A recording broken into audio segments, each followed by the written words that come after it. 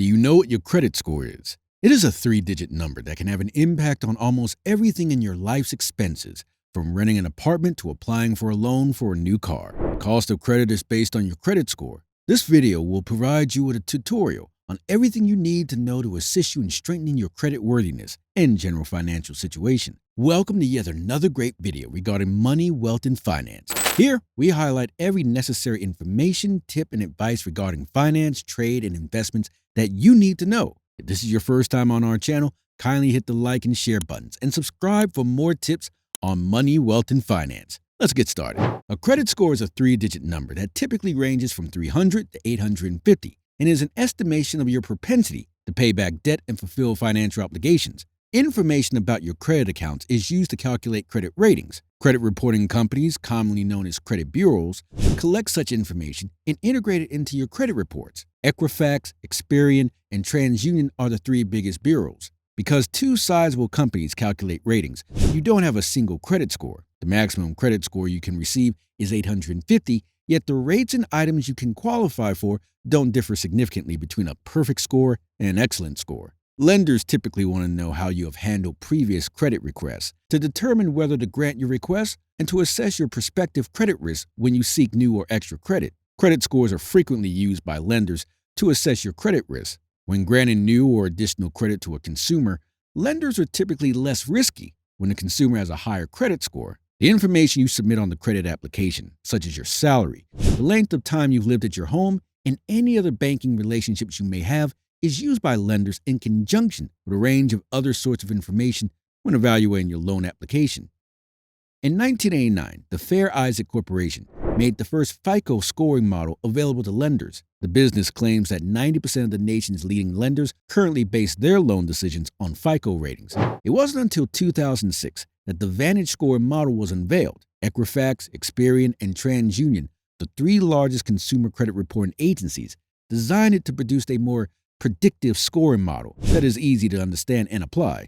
The ability to repay a loan is predicted by both models, but not all credit data is treated equally by them. Let's examine some of the distinctions between the two models and why you might be concerned about them. Consumer credit reports include the information used to create credit scores by VantageScore and FICO. However, depending on the model being used, the data may have a varying impact on scores. Let's examine the main elements that these models consider when determining your scores. VantageScore divides credit data into 6 major areas. However, the categories don't always affect your ratings equally. Payment history, extremely influential. Age and type of credit, highly influential. Percentage of credit limit used, highly influential. Total balances in debt, moderately influential. Recent credit behavior and inquiries, less influential. Available credit, less influential. Additionally, FICO divides the data into 5 areas, each of which accounts for a different portion of your overall score. Payment history, 35%. Amounts owed, 30%. Length of credit history, 15%. New credit, 10%. Credit mix, 10%.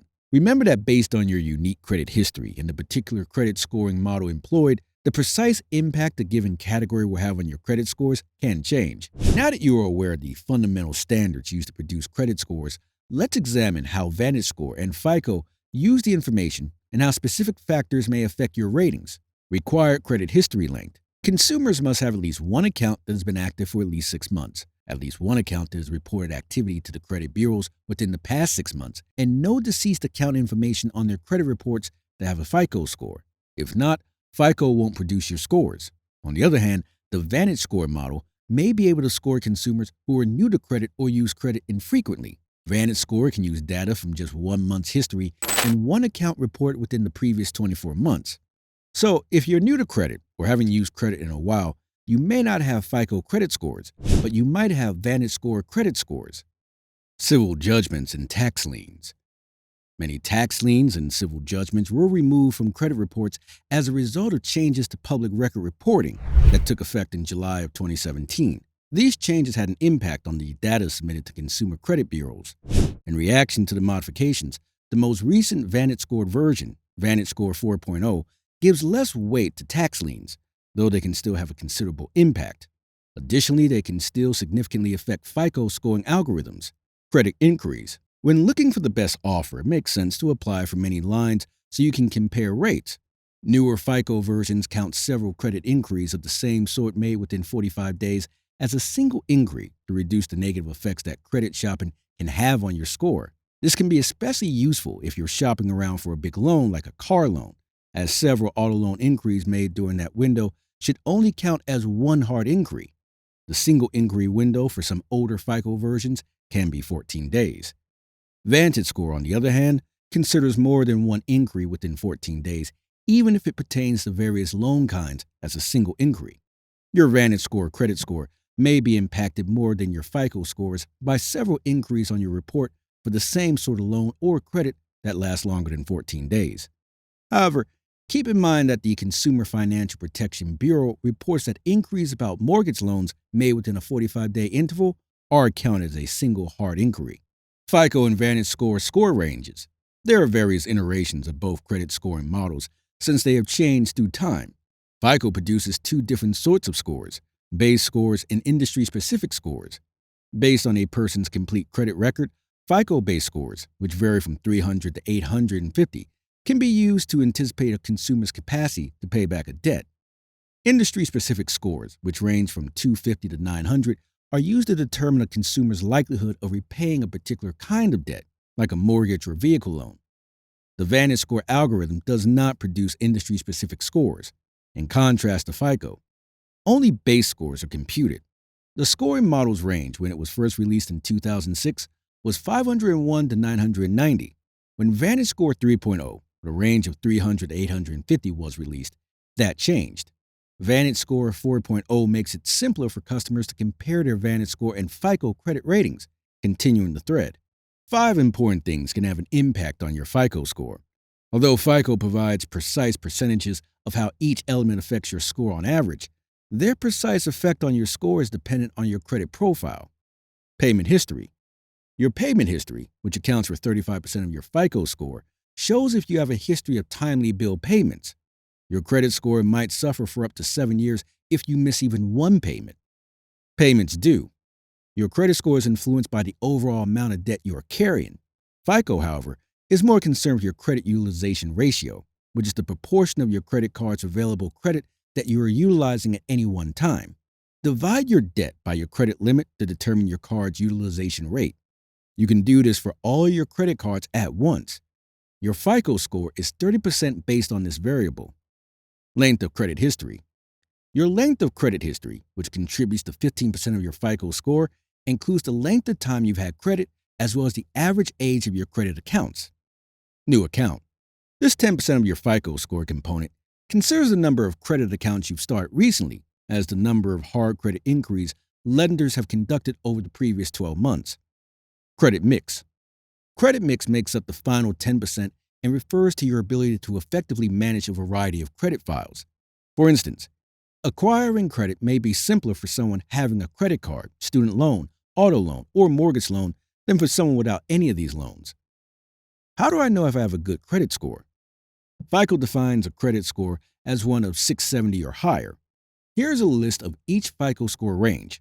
Exceptional scores range from 800 to 850. The rating for 740 to 799 is very good. Good credit ratings range from 670 to 739. 580 to 669 is considered fair, while 300 to 579 is considered poor. What can I do to raise my credit score? There are a few fundamental actions you can take to establish and maintain good credit, but many of the techniques to raise your credit score will depend on your situation and credit history.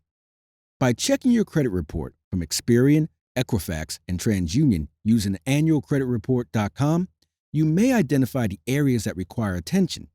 You can prioritize your actions using the information you find. Following that, here are some of the best practices to get you going.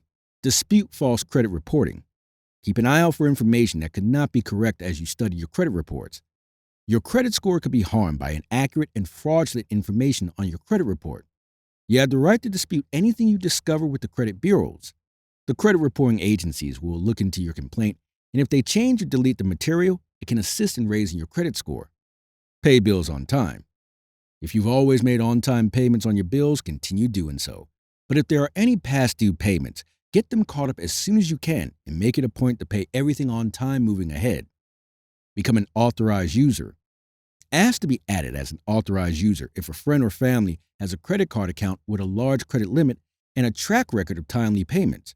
As a result, the account is included in your credit reports, which can improve your utilization because of the credit limit. Authorized user status, also referred to as a credit piggybacking, enables you to take advantage of the principal user's successful payment history. Your credit might increase without the account holder giving you access to the card or even providing you with the account number. Make sure the account reports to all three main credit agencies, Equifax, Experian, and TransUnion, for the best results. Most credit cards do this. This tactic could have a significant impact, particularly if you have little credit history and are new to credit.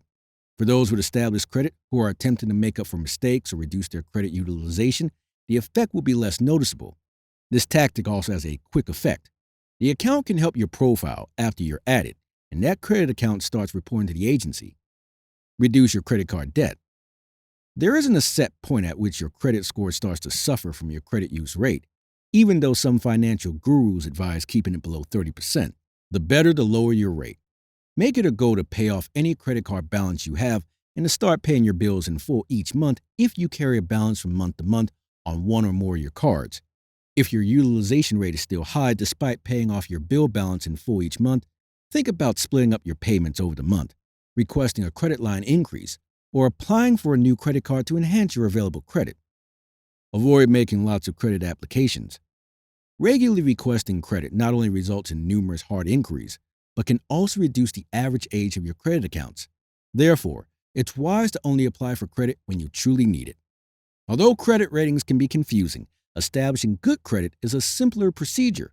Continue routinely checking your credit score while you work to raise it, to keep track of your progress and spot any emerging problems. As you get more knowledgeable about how your credit score is calculated, it will become simpler for you to keep up your good credit habits. If you enjoyed this video and want to see more videos on money, wealth, and finance, as well as tips on investments, kindly like this video and subscribe to our channel. Don't forget to enable the notification bell so you'll be notified whenever we upload new videos.